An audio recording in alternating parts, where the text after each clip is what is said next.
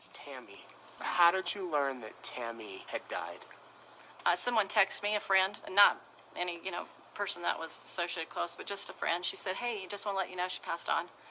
And then I said, how did you find out? She said, Facebook. What did you think when you saw that she had died? I thought, oh my gosh, she died. That's what they said was going to happen. I wonder what happened. So did you think it was part of the plan? I didn't know how they did it, but I knew it was part of the plan, that she was supposed to pass away. I mean, other people knew she was supposed to pass away because, Chad knew this information for, quite a while. So she passes away in October. What did you think when you found out Chad and Laurie quickly fled to Hawaii? Didn't you find out because she sent you their wedding photos on your email? I knew that they were going to be married like as soon as she passed away. I mean, I knew that. And you're kind of questioning it as to, this is odd. She's here. It is odd. It's all odd. The whole thing is odd. When she did die, though, and they went to Hawaii and got married so quickly, did you question that, or was that just part of the plan? Well, that was part of their plan. Their whole goal was to get together because, they expressed to me many times that Tammy would be okay with this as she passed on. She may not remember it now, but as she passed on, she had a mission to fulfill on that side. And so he felt that they both felt that was where she was supposed to go. She was move on and fulfill her mission. So it didn't seem unusual to either one of them that, she passed on, because that was the plan, is that they were going to be together.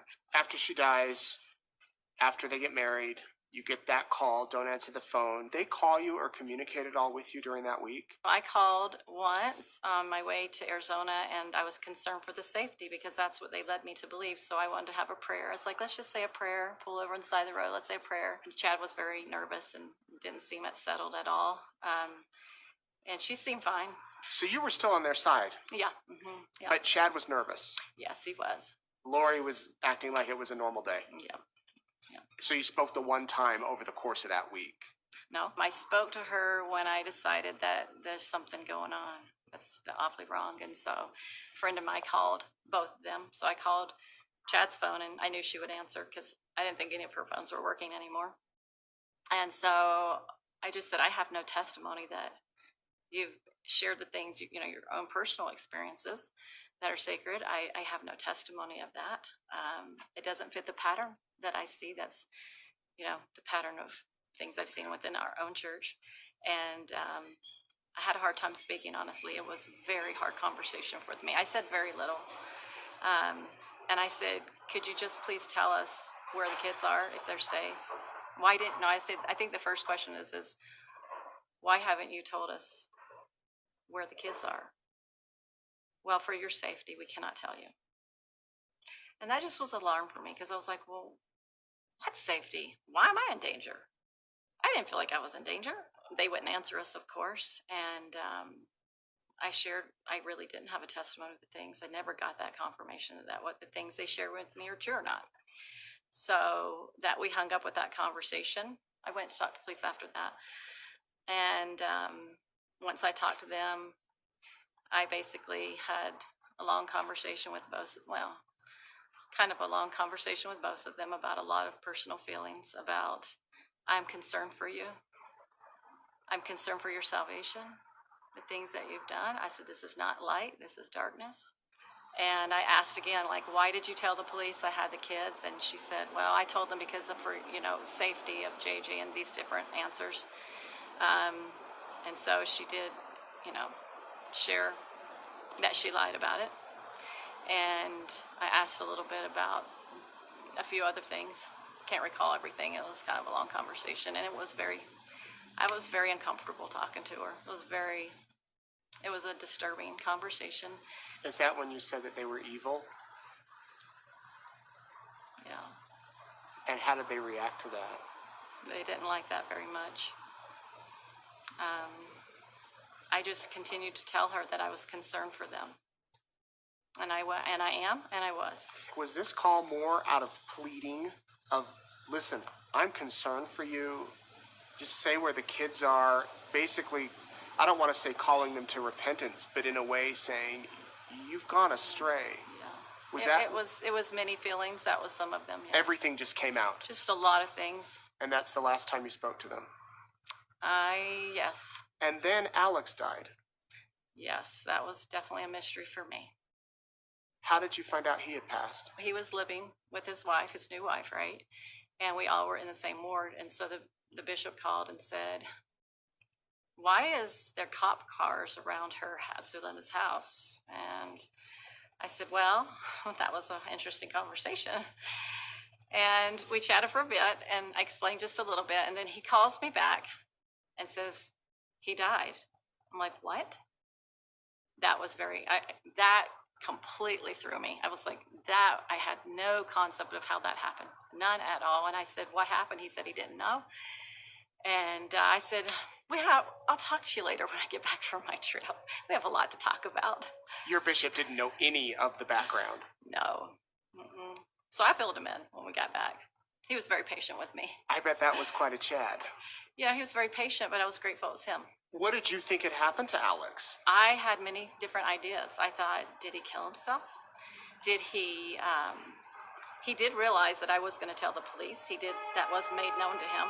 And so I thought maybe he really, once he heard my doubt in all of this, maybe his heart was pricked. Maybe he realized that, oh my goodness, I've been a part of something that's not good. And I mean, those are different thoughts that I had. Or maybe, somebody could have tried to kill him. I didn't know. I just really did not know. I was guessing all over the place, just like you were probably. How in the world did he die? I really didn't know. I mean, I asked the police, but they didn't tell me. Well, we know that Alex died, according to the autopsy, of a blood clot in his lung. Mm-hmm. Do you think there was anything suspicious there? I don't know. From what we understand, Alex would do anything for Laurie.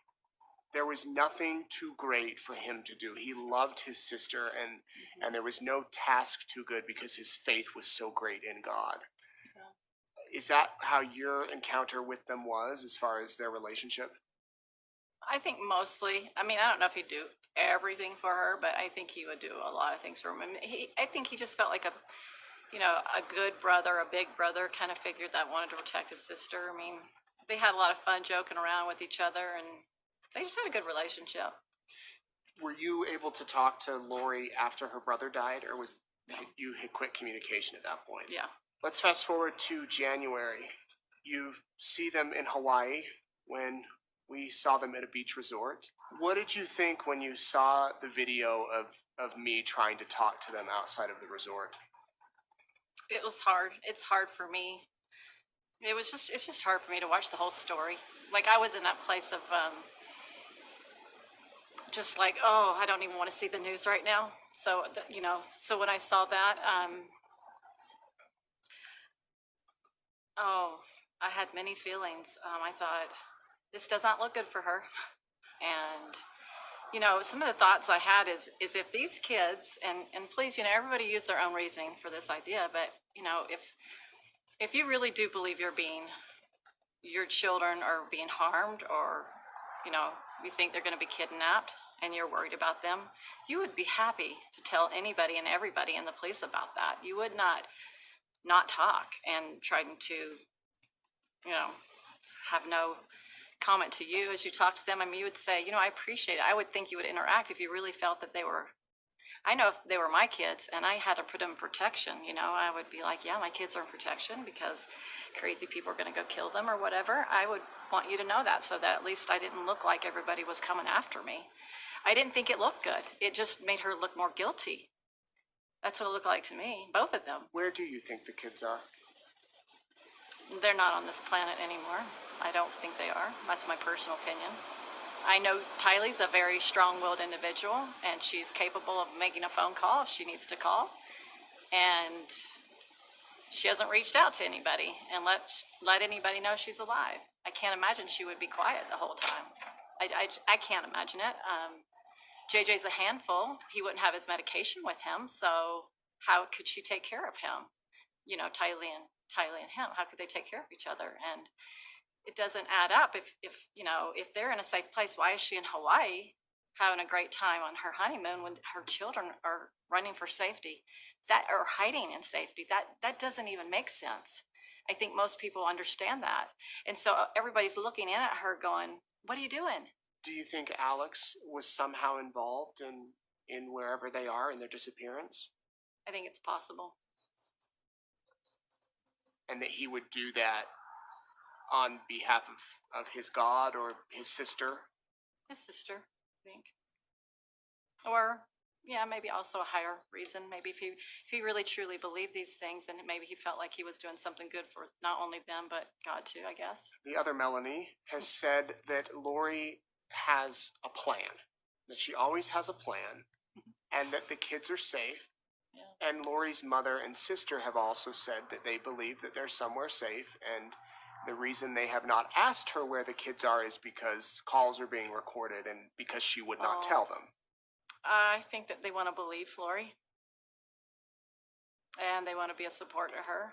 I'm not sure all the reasons why they're saying what. I haven't watched much of, a lot of that footage, just a little bit. But sometimes when you know stuff, it's embarrassing to come forward with it, or you may get in trouble yourself. So you might not want to speak, or you really believe them. So I don't know. Do you think they know stuff? I don't know about some of the people. I don't know all of what they know from Laurie. I know some of them what they know, and I know some of them what I don't know what everybody knows, but some of them do. You said when you know stuff, it can be embarrassing. Is talking about this painful for you? Embarrassing? Relieving? Describe your thoughts. Yeah. Well, I don't know if it's relieving so much as I'm happy to do it to help those that are suffering. But it's not my most favorite thing to talk to on television about those that I associated with that have done things that are, this case is so big and so widespread, you can't be excited about sharing, who you associated with. It's hard. And you said, I believe you haven't watched television in 16 years. It's not like you're a news hound, and you No. purposely haven't been following this case. Is that because it is painful? In the beginning, I was watching to see what they're going to release, because I thought, well, what are they going to say about me? And you're worried about that. So that was a lot of my fears, is like, what are they going to say about me? And so I was making a lot about me. As I kind of got, as I, met with the police more and talked, and I started to feel more comfortable, like, okay, I understand what they're exposing, what they're sharing, everything's out there. I started to get okay with that. But after a while, it was just so hard to listen to. There'd be times it was hard for me to eat. The fear was pretty intense. And I still, was concerned. I still concern and love everybody. I'm not a person that dislikes people or hates people. It's not my personality. So, yeah, it's not easy, Nate. Did Chad and Laurie betray you? Oh, yeah. Yeah. Did they betray others? Possibly. I have to think about that one to kind of do the work, but yeah, I would say to those that have passed on, if you want to say it that way, yeah. When you look at the circle of people that surround Chad and Laurie, there's 5 people dead or either missing. That's not really a good indication that that people in their inner circle are safe, and their inclusive family members are safe. That's you do the math. Do you Right. think you would have ever been on that list where a zombie overtook you? Maybe now I might be. Are you still concerned for your safety? No. Let's talk about Brandon Boudreaux and when he was shot at. Did you have any sort of relationship with Brandon? Had you met him through Melanie? I had met him briefly, once or twice. Not much conversation. Just hi, kind of that. Nothing. Casual acquaintances. Yeah, I didn't really know him. Yeah. How did you find out that somebody had taken a shot at him? So that's interesting. I didn't know he was shot at until I was asked to go check on his house and drive by his house to see if their children, Brandon's children were there, And who asked you to do that? Alex and Melanie. And so I drove by and to see if anybody was there because she was concerned about her children. And I talked to a neighbor, and he said that they had moved out 2 weeks ago. And he said there was no children there. And he said, I'm really glad they moved on because somebody tried to shoot at Brandon. And I said, really? So anyway, I went back and shared this with Alex, and he said, oh yeah, we heard about that. He got shot at, but we believe that somebody tried to take a shot at it to make it look like it was us, or make it look like me. I'm not sure who was referring to himself or. So Alex volunteered and said they're trying to make people think it was me. Yeah. You're saying it better than I am. What did you think when you heard that? I was like, wow. It was I'm just surprised. I was very surprised by it. I didn't quite know what to think about that. I thought that was unusual. Do you think it was Alex? From what I have heard, it does sound like it. Do you know of anybody else that might have tried to do that? No, I wouldn't know who likes Brandon or who doesn't like Brandon. I didn't know enough about. Yeah. Yeah. July 22nd, 2020. Is the world going to end that day? No, the world's not going to end. But Laurie believes it will, or at least believed it, and Chad. Right, so let me just back up for a little bit to help you understand a little bit why all these people died and all these people started missing. That's kind of sloppy work. It's obvious that the kids are missing, so wouldn't you be concerned that people would notice? That was my thought. It was like, why? But the belief system is that she believed that there was going to be an earthquake that was going to hit so large in Utah that by the end of 2019, that they wouldn't notice anything in her personal life going on. So if she were to marry Chad, for example, she said that like probably a year before that, so when Chad and I get married someday, nobody will notice we're married because of the earthquake and the different destruction going on. So as I now understand that the kids are now missing, that she felt confident in doing that, thinking that nobody would notice. And that's why it was kind of done in a sloppy way. I mean, that's how I see it, as kind of like that wasn't very orchestrated very well. So she thought, or at least she said, there'll be a huge earthquake in Salt Lake City, and everybody will be so focused on that, right, that we'll be able to do what we need to do. Correct. So how does July 22nd come about? Well, I never heard that date. I always heard August. But that comes from a few different ideas it didn't come from her. I'll just say that. It came from different research and she did on her own about the year 2020 would be like a half an hour silence in heaven, and that it matched up to that year. And so that because she believed that it was going to happen according to like what she thought was going to happen at that time, which there was nothing shared on that subject that will say, well, this particular thing is going to happen on that day, but she had concluded herself and wanted to really believe that something could happen on that month. And so therefore it didn't really matter all the things that were happening in her life, that they would, not be known to the world because of all the things that were going to happen. Looking back at the Laurie you knew then to the Laurie you see today, in jail, not talking about where her kids are, what is that like for you? In the beginning, it was much harder than it is now, but it still is. It's hard for me to, I think about her, like what her daily life is and how she's not free. So she's very free and fun-loving, before, and now she is, no freedom. And none of the things she wanted are coming to pass. She's not the happier person that I once saw her to be, or the excited person that she had and hopes for the future. Her hopes are now not her hopes anymore, and they've changed. And that just must be very painful for her. I can't even imagine what she's going through. To think that something, if you believe it, right, and you really believe these things are going to happen for you, that's quite a contrast. And that contrast must be quite an amazing feeling of heartache and wondering. I wonder if she's questioning herself, like, how did this happen?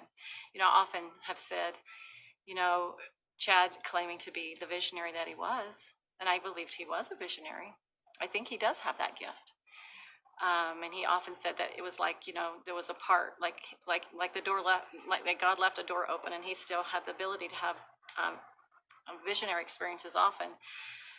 Because in our church, we do believe people can have visions, right? And so that belief idea didn't make me, well, I'm sure he probably does have vision. I'm not one, but maybe, he is a visionary. But I would think that if he was such a visionary, like he was portraying him and with my friends and with Laurie, that he would have saw this coming. This is big. He would have saw this one.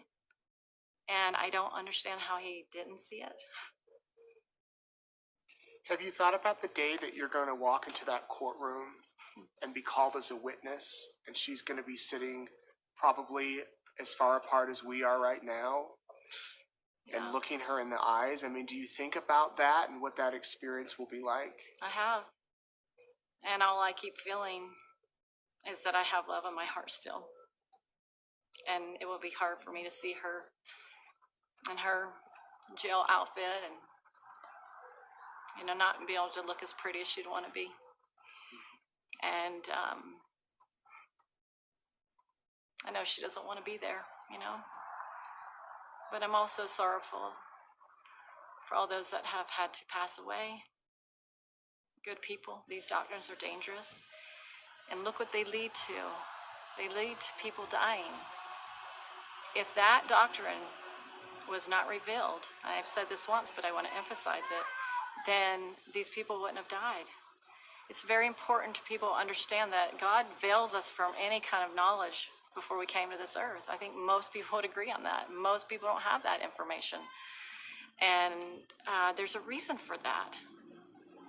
He doesn't want us to know. I mean, if you believe that stuff, you can believe that, oh, what's the use in this life? We can do it in another one. It's not helpful for your progress. And then it would make the atonement of Jesus Christ not effective, because you'd have to keep repeating. There's no need to repeat because he did it all for us. A lot of people think that Laurie's kind of leading Chad along, but based on this conversation, it sounds like Chad is kind of the... How would you describe it? I often see him as the hand, and her as the puppet on the hand. And I don't know if that's completely how I want to describe it, but that's kind of an idea. They're two people that have a lot of passion for a lot of things that they think a lot alike as far as spiritual ideas go. And he comes across as reserved and quiet, and she is not. And so I can see how people could see that. But I think ultimately, they both are just as equally bad for each other. We hear that Laurie spends a lot of her time reading the scriptures in jail and singing hymns. Yeah. Are you surprised by that? No, she really did know her scriptures well. She talked to me a lot about scripture. She read them quite a bit, and she knew them. She was a scriptorian. So, yeah, and she loved it. I mean, I always noticed how much I went to her house once, and she had her scriptures reading, open. I said, oh, it's just like something you'd see in my house. Yeah. She did love the Lord. She does love the Lord. She does love scriptures. She does love beautiful things. This is what's so tragic, is that her great love for truth and the gospel of Jesus Christ is at her heart, I believe. And this has got to be such a painful thing for her to come to believe, so that she realizes at some point she's actually gone against what is true. That would be hard to take in, especially as much as she loves God. That would be hard for her. And you don't think she'll get to that point? Who knows? I don't know. I hope so. I can't say. I always have hope for everybody. Yeah. Yeah. What do you think should happen to them if they're found guilty of doing something to the children or of Tammy's death, some involvement there? Well, whatever the punishment is in our country, whatever jail time or whatever, they just shouldn't be back out.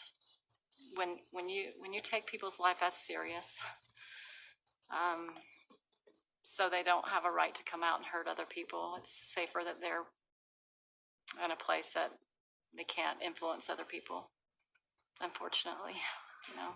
One of the things I think is kind of neat through all of this horrible tragedy, the friendship that you've developed with Tammy's family. Well, I haven't really connected to hardly any of her family still. I haven't talked to any of his relatives that I'm aware of, but just one person in Tammy's family. And we just accidentally happened to find each other.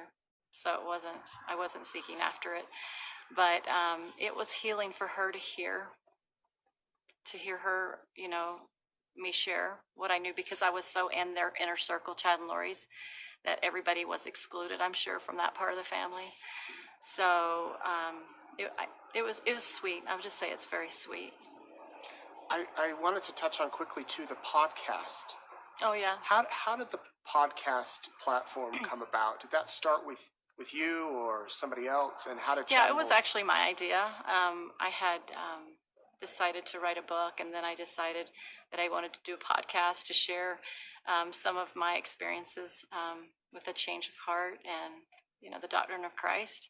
So I had a few people join us, and at the end, Laurie was the friend that came right at the end, because I was just starting it about the time I met her, and she said she'd be happy to join. And so we just talked about things that help people to have better relationships with people, or things that we've learned from the Savior, those kind of things. And so it was mainly you and Laurie? No, it was me. There was four of us that were generally on it. We had guest speakers. And so Chad was an occasional guest. He was a guest. Yes, he was just a guest about 2 times in person and then 2 times on the phone. Okay. But Laurie and you and the other 2 were regulars. You were regulars. Yeah. What's the one thing you want people to take away from this interview? What's the one thing you want people to remember about Melanie Gibb? Oh boy, I don't want them to remember me. Yeah. Truthfully, I didn't want to get known this way, but I do want to, if I am remembered, to the person that loved the group of people that are in trouble, to know that being deceived can be very dangerous, and listening to your own revelation and not people's is very important. Not letting people tell you what to do for your journey. To really seek personal revelation yourself, and not putting the trust, your trust in the flesh. And that kind of keep coming after me. I kept getting that in my mind often, is do not put your trust in the arm of flesh. And that's exactly what everybody did. Have you had any interaction with his family? Not with his children, no. Is there anything that you would want to say to them if they're watching? Wow. This is really hard. I am feeling for their journey. Getting up here and speaking, I have no desire to say things about people that's hurtful. It's just truthful. But that's not my personality to gossip.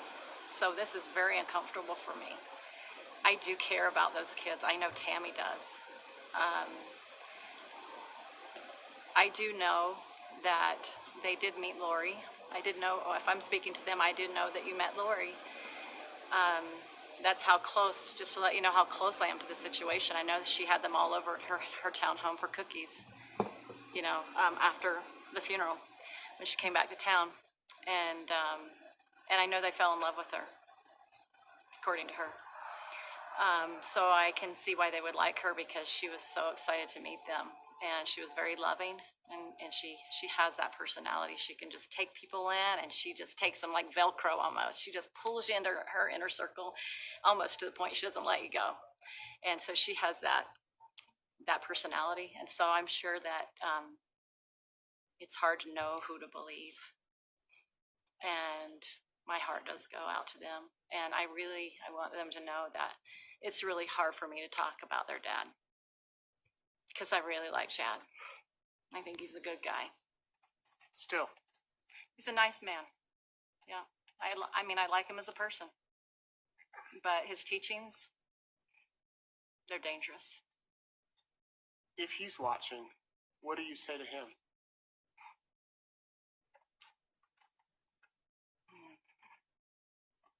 I still care for you and Laurie.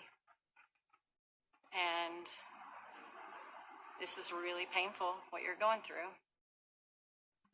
But God has always taught us to be honest.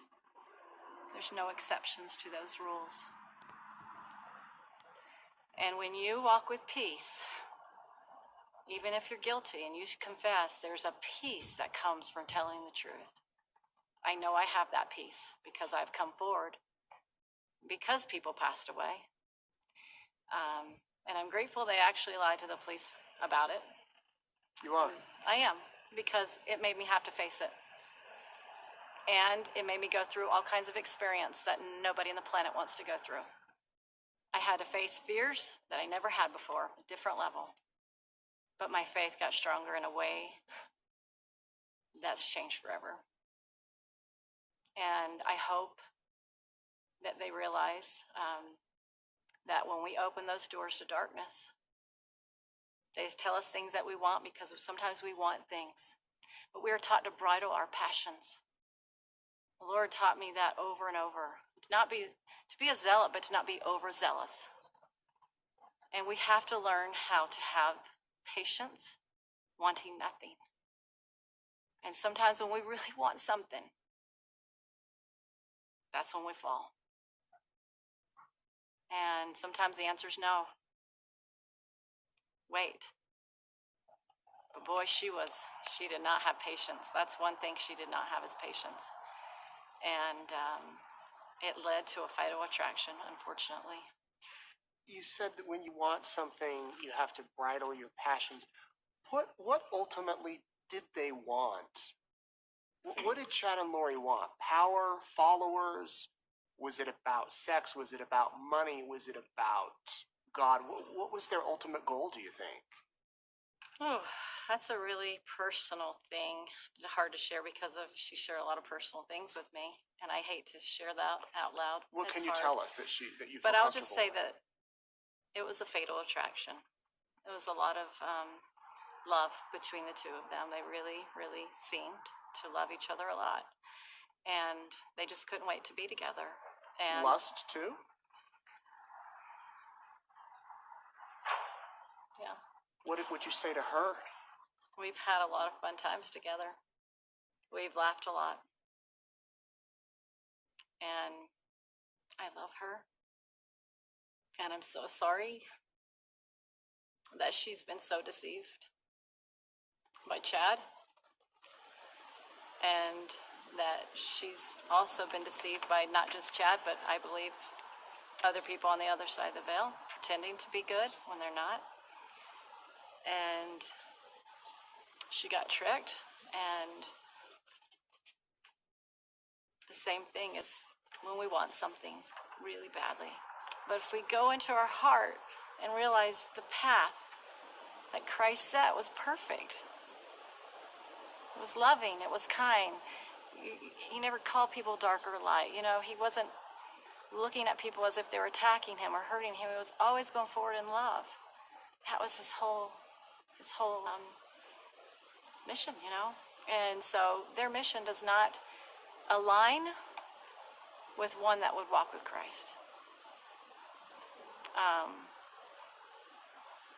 I know you're suffering.